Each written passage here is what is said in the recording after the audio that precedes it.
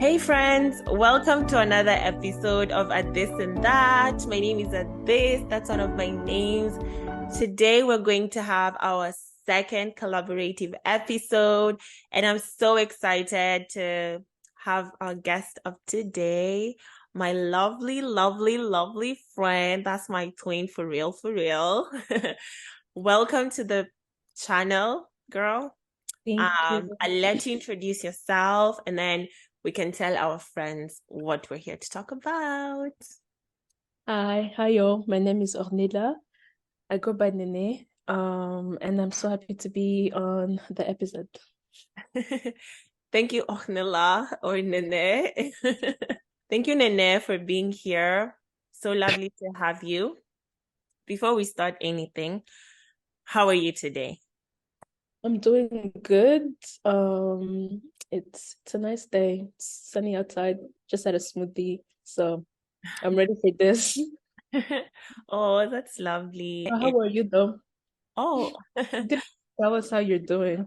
I'm doing good. It's also a sunny day over here. And obviously excited to have you and to nerd with you about this and that. Yeah. So maybe moving to a more fun topic. What's your favorite show ever? Ever. Ever, ever? It's a show called Power. It's not really like exemplary show because it's about like drugs, gang violence, and all that. But I think I love the perspective of power that they show, like power as we know power. Mhm. Yeah, I think it's my favorite show, and also because if you know Tariq and Ghost and all those people, yeah. Uh, Yeah, let I me tell you. definitely think it shows like apart from the drugs and the gang violence, I think it shows like a different perspective or like of what power is in terms of family life and in school even or job. Yeah. Mhm. Let me tell you, friends. Personally, I've never watched Power, but I think Nene has watched Power like 5 times Five now. times. I just rewatched it actually. It's truly Yeah. her favorite show. The annual ritual. I know, like genuinely. Speaking of power, it's so fitting that that's your favorite show because um, Mhm. in the previous episode, I spoke to my friends about power and what I think of power in our society. And that's what Mhm. I want to talk to you about, but not the show, but more of Mhm. the concept of power.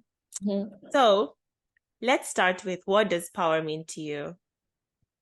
I think by definition, and I also looked this up before we recorded this, I think it's when some or like the concept of power, I guess it's like domination or influence over Mhm. something. So I generally think of if we say somebody has power, it's they they can influence your decisions or they dominate a certain industry, maybe let's say like a president or of like a country or somewhere, they have power because they can dominate certain decisions, certain policies, they can influence how people behave or act. So I think like as a general term, that's what power, I guess, means to me and maybe to many different people. Yeah. In your personal life, who are the people that have power? I think politicians, first of all, Okay, I obviously. think they influence lots of decisions that maybe affect me directly or indirectly. Hmm. But also moving away from politicians, I think maybe parents. I think parents also have like an authoritarian, they're authoritarian figures, and by that it gives them power over like me or Dominion, I guess.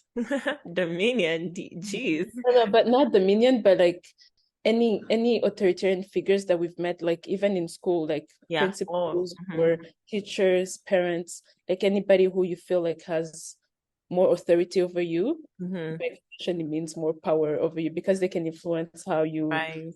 you will behave or you will act. Yeah. Okay, so you've told me the people in your life who are powerful, like your parents, teachers, all that stuff. Mm. Good. Do you think you are a powerful person? Yeah, I think wow, that's a hard question to answer. But I think maybe some parts of my identity are not and others are. Nice. And as we just literally just said, how you could have influence over someone, and I guess working in healthcare in that regard. Okay, so for context, I'm a nurse. For those who are watching, Yay, she's saving lives. and I realize like sometimes I have influence over the people that I serve, right? Mhm. So, but there are other identities of mine, maybe like immigrant and what the international student, all these things that were like policies and decisions are made for those parts of my identities, which are powerless in that sense. But other parts, especially the parts where I like comes with education and having access to more resources that maybe other people don't have, and in that context, then I have power if I'm interacting with the patient, and our dynamic that I'm supposed to be the one who's, I guess, more educated or more informed on the topic, then I'll have more influence on their decision to maybe make a lifestyle change or buy a medication or do something. So I guess Or yes, even you kind of have power over their lives in the sense that if you give them the wrong medication or if you don't give them proper care, yeah. they literally pass away or something. Yeah, so some parts of my identity definitely has power, especially when it comes to like healthcare and what I I do. see. I actually I like your perspective on like, oh, at the place of work for you as a nurse, you have power over that patient's outcome because of, you're the one giving them primary health care, you're the one doing all that.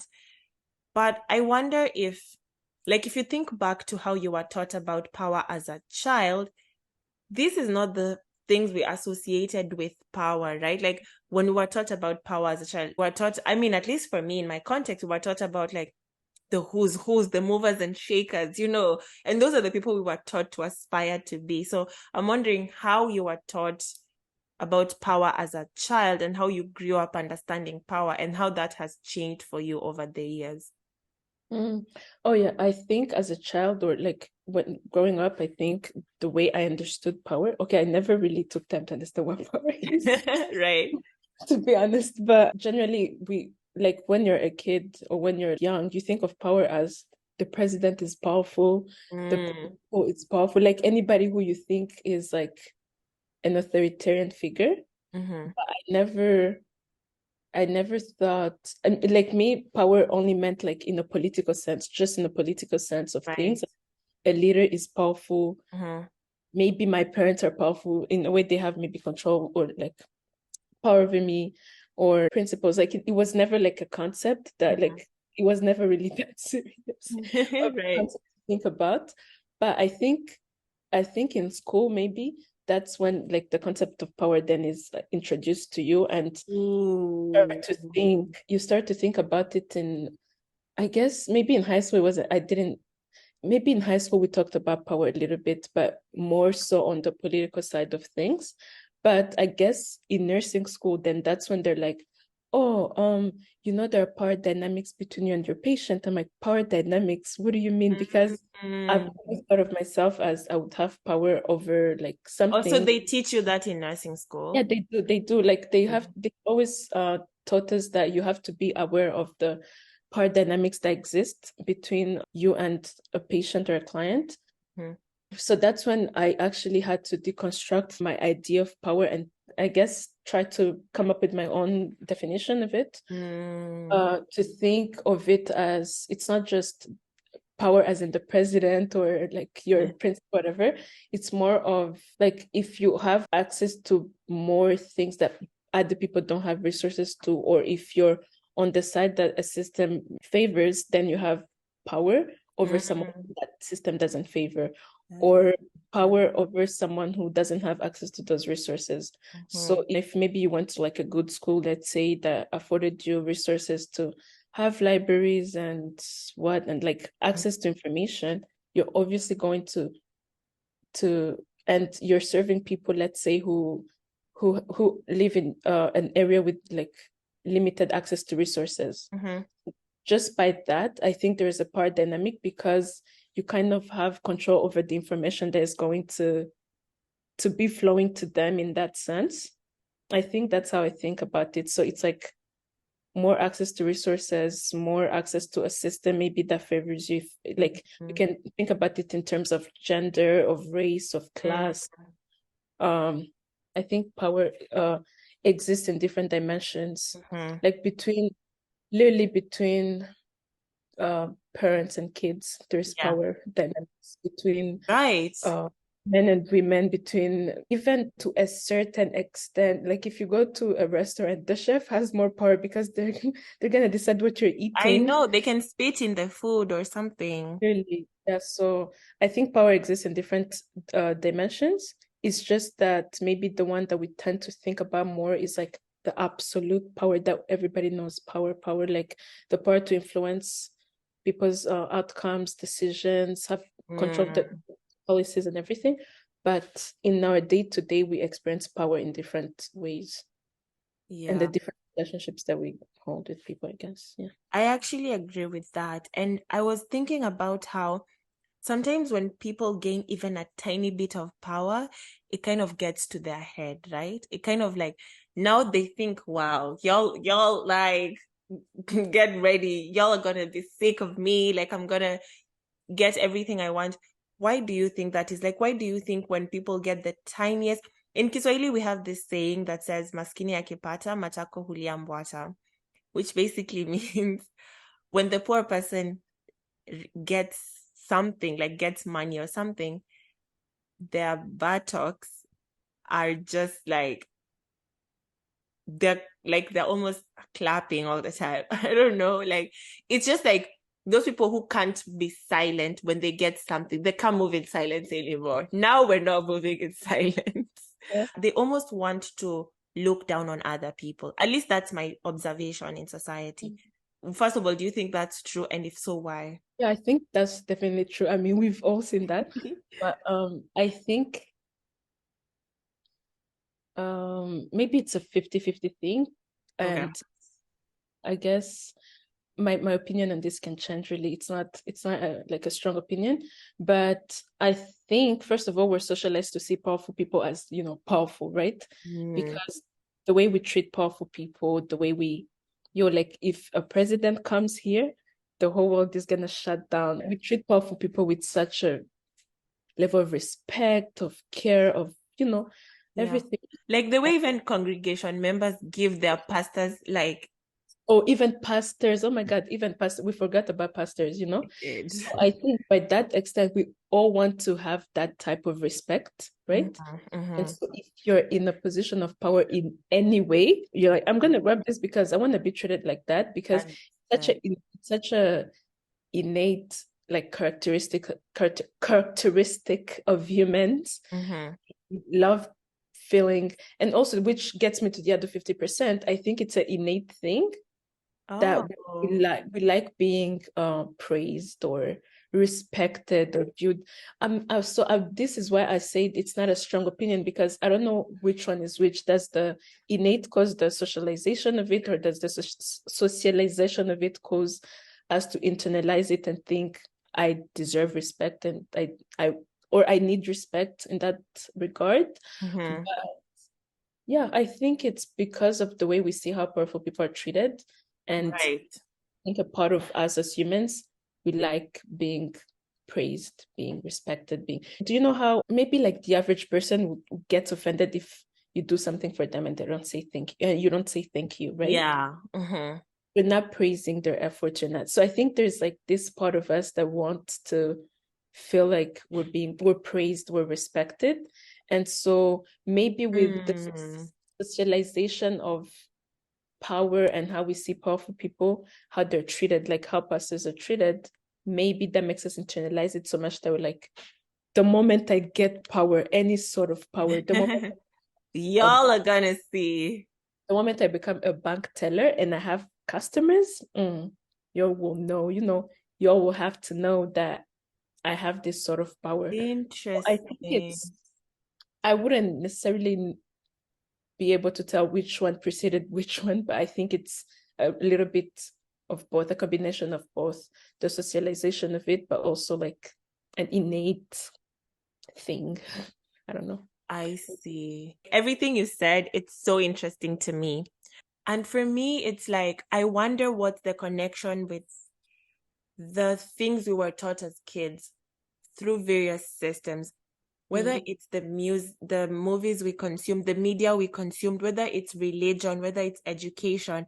I wonder what's the connection with that, such that even when the people who are in power are not really embodying values that we like love, why do we still have a tendency to revere them and to respect them? I wonder if you think there's any connection with some of these foundational things that we consume or we are taught as kids. That's a very interesting question. But I think there's so many ways or so many spaces we've interacted with, like as children, like let's say religious spaces or education institutions, families at a certain extent that shape our understanding of power. And I'll say this, and maybe it's gonna come out a little bit controversial,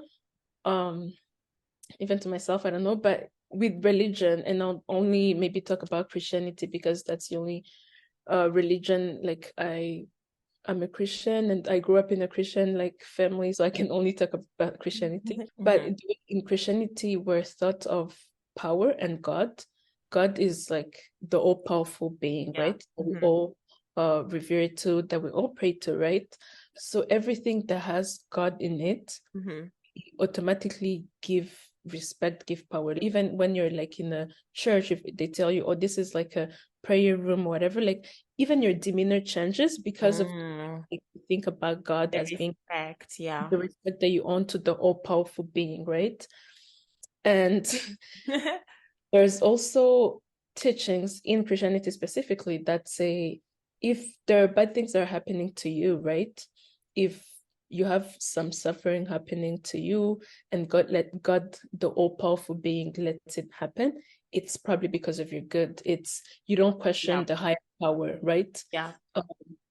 And this is also true for even in families or even in school, honestly. In schools, sometimes the teacher will literally maybe punish you for something that you don't necessarily understand, but they're like, it's for your good. It's for, I know why I'm doing this. So as kids, as when you haven't grown up, honestly, even as adults at some point, like sometimes you think the powerful person, the powerful being in the context of religion than God, or like in families, your parents, your caregivers, or teachers, just by being powerful, we've also come to think of them as being wise, all those figures, wise, that they know what they're doing. Like if my teacher is punishing me for something that I do not know, but they say, I know what I'm doing, I know I did this. Or maybe they're giving you more. This used to, I've seen this in like primary school where like maybe they're giving you even more responsibilities than the other kids, and even get to to question. They would be like, no, I know what I'm doing, it's I know, just trust me, right? So I think we get to think of power and powerful people as they know what they're doing, right? So even when the the values that are not necessarily good values, or even when they exhibit those quote unquote not good values, we'll explain it away or not good values, justify. we'll explain it away, or we will say, yeah, they know what they're doing, it's probably for the better, for the better, or for the general good, or like we'll always have, like even in the example you were saying, oh, these people maybe don't like this political figure, and then they show up, it's like, oh my gosh, he's here. Because it's like, even when we know what you're for, like your values are not necessarily good values, you're still a power figure, and that just comes with respect. And I guess that would explain why, as kids, if you never get the explanation as to why a powerful person is doing something, then you just automatically think it's power. That's how it is. Just how it is. And then it shapes our understanding and our behaviors of powerful people. And from when we were kids, especially like growing up in cultures, like at least in Kenya, and I'm sure it was the same for you in Rwanda, For everyone listening, Nene is from Rwanda, right? What up, Brendan? But a Kenyan by association. Get me my Where's passport. your bracelet, girl? So what had happened was It's giving lack of patriotism. no, I'm going to get my passport very soon. Yeah. Okay, we'll see. First of all, in Kenya right now, the passport situation is a bit crazy. I mean, when they see me, it's power. It's the power. It's the power of Nene. Let's see. The Let's power. hope. We can only hope. But as you were speaking, I was thinking about from when we were young, we internalized that these powerful people are always right. But even beyond that, they tell us, right? Like our parents can punish us or beat us or cane us or whatever and tell us it's because I love you.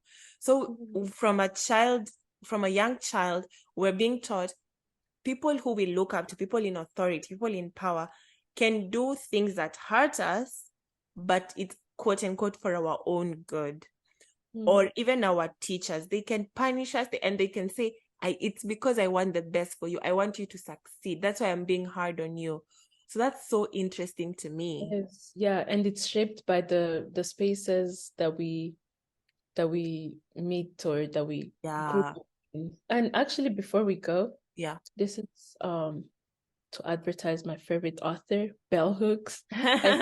Part where she One says, thing about Nene, I'll if talk Nene about has, if Bell Hooks has 1,000 fans, Nene is one of them. If Bell Hooks has one fan, it is Nene. If Bell Hooks doesn't have funds, I'm not here Nene doesn't anymore. exist. Nene doesn't exist. But in Bell Hooks, All About Love, she said something about power and love. She believes that when there is love, there shouldn't be power. Is that a thing that you agree with? Because she defines power as like how we're defining it, dominion over someone, control over someone, and love is just the whole opposite of that. It's more communion with someone, sharing yourself with someone or with a community. It doesn't have to be necessarily with just one person. It's like love in all contexts, like platonically, romantically, with family, with God. So yeah, my strong opinion is love and power don't really coexist. Yeah. As Bell Hooks said, but what's your opinion on that? And taking into account what we just specifically said about religion and that, or even parents or teachers, like, I love you, that's why I'm punishing you. That's why I'm exercising my power in this way that will potentially harm you. Yeah.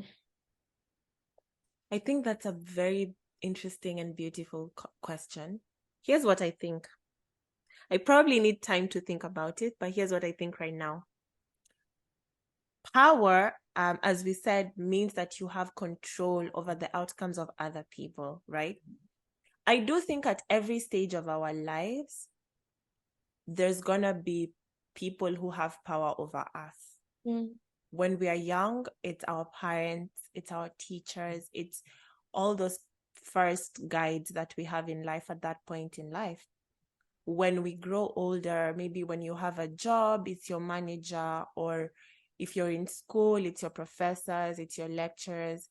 I think it begs the question of us to be conscious of what power we have and how we exercise that power in a way that allows for people to have autonomy, in a way that allows for people to express themselves. So if I'm a parent, for example, maybe one day I'll become a parent. I don't know. If I become a parent, I am aware that I have power over my kid, in the sense that I can determine what they eat. I can determine where they live, where they go to school. But it's also an invitation from me to think about the fact that this child, as much as they're my child, they're also like a whole human being.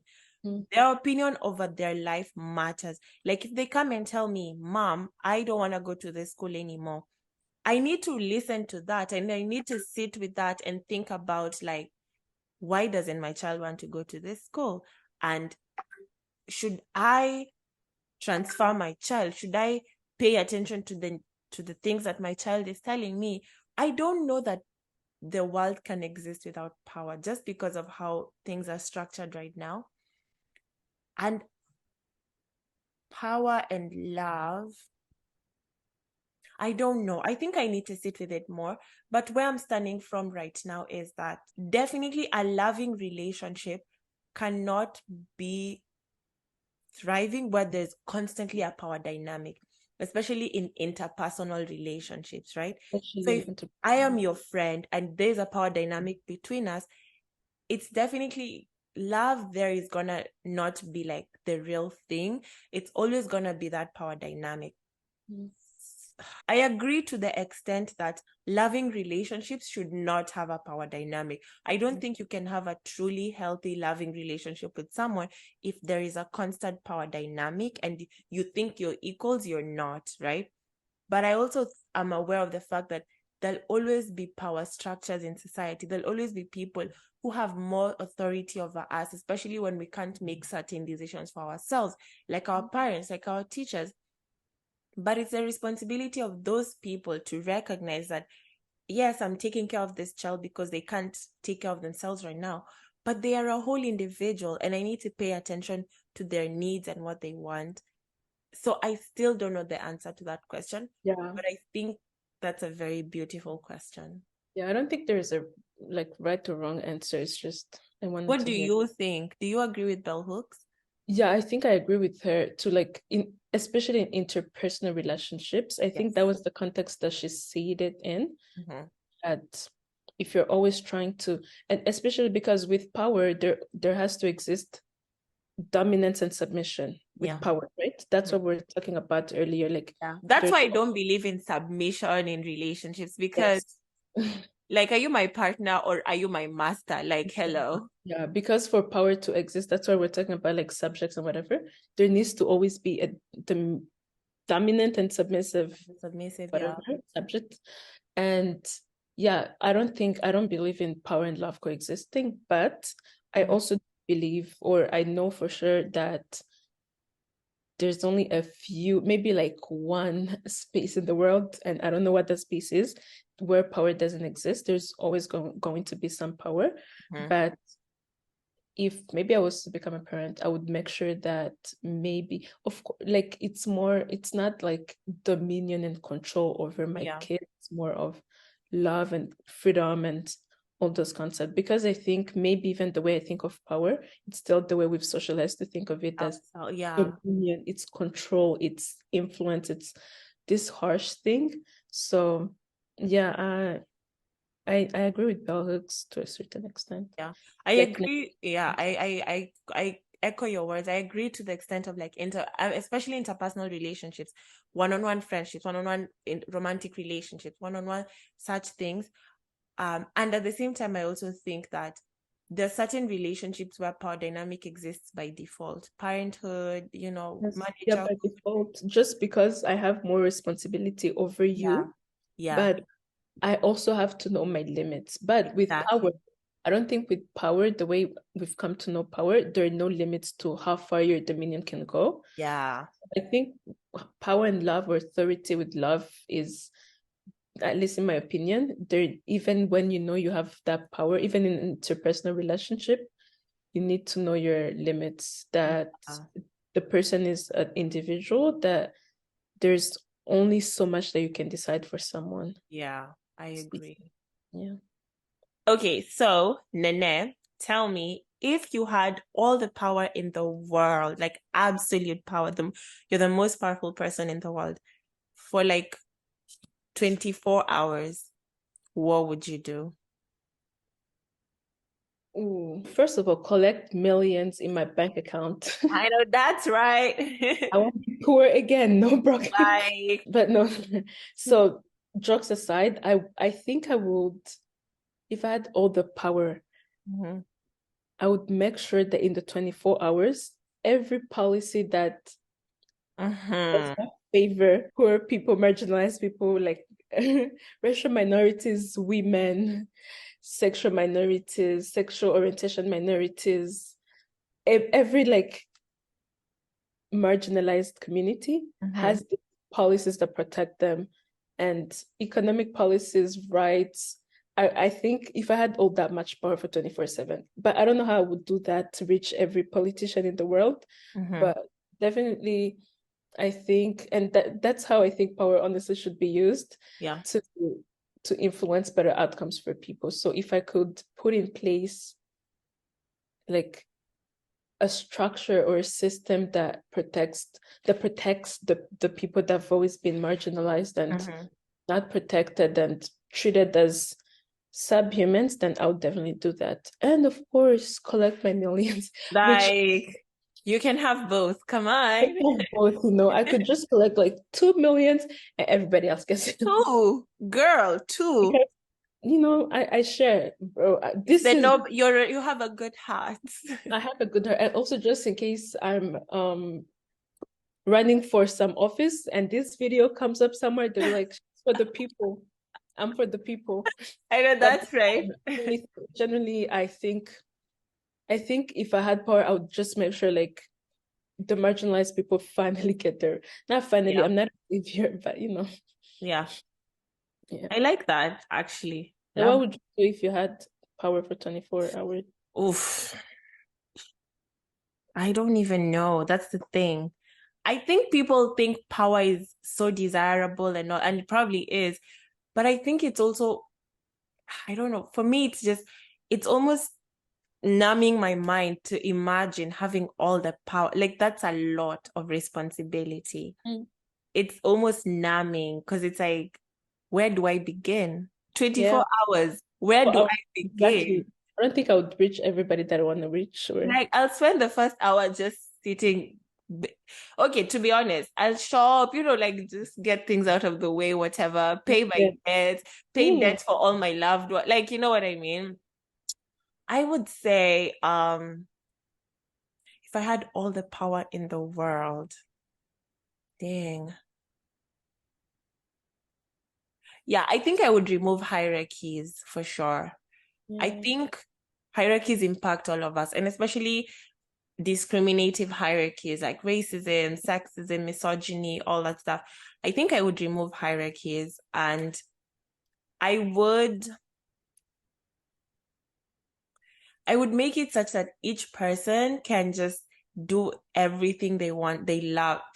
Maybe that's a bit unrealistic, but hey, Yeah, I it's a mean, magical time. for 24 hours. It's 24 hours. Exactly. It's not gonna happen again. Exactly. I would just want everyone to have self-fulfillment and to be able to do the things they really love as long as they don't infringe other people or as long as they don't hurt other people. And just have that self-fulfillment and dignity and self-actualization for 24 hours. I think I would do that because I think the biggest problem that causes all this thing is just, I guess, the hierarchies, the classifications of people in different categories. So if I had all the power in the world, I would get rid of power. Oh, okay. Any last words as we close? No, but like I think this really helped me to rethink my definition of power and to think of how I exercise power, first of all, if there are situations where I have power, and to re-examine my interpersonal relationships where I come off more as an authoritarian, powerful figure, like as a sister to younger sisters. Right. So yeah, this was beautiful. What Yeah. did you learn in this episode? I learned a lot. I learned about, like, you've challenged me to think about bell hooks idea of like power and love not being able to coexist. I think it's a concept that challenges a lot about our understanding, because even from a religious perspective, me being raised as a Christian, we're taught that God is all powerful and all loving at the very same time. So that already challenges that, right? I've also just learned like where this whole idea of whether we inherently seek power structures or we've been socialized to seek them. And that's a very interesting question to think about. And I've just loved talking with you Me and too. nerding It's about always a how pleasure. I Because know. All the time. We're always talking about such things. This is just how our FaceTimes are. Like, this is nothing new. welcome to our FaceTime calls. Welcome to our FaceTimes. Like, this is At me. 4 p.m. This is me and Nene. Monday, Tuesday, Wednesday. This is just the usual. Nothing crazy. For the people, yo. But thank you so much for being my guest. Thank you for coming on my YouTube/podcast. And thank you for giving us your insight. You're such an amazing guest. And thank you everyone who's listened, who's tuned in. Let us know what you think in the comments. Like, subscribe, share, and thank you so much. See you in the next one, friends. Bye.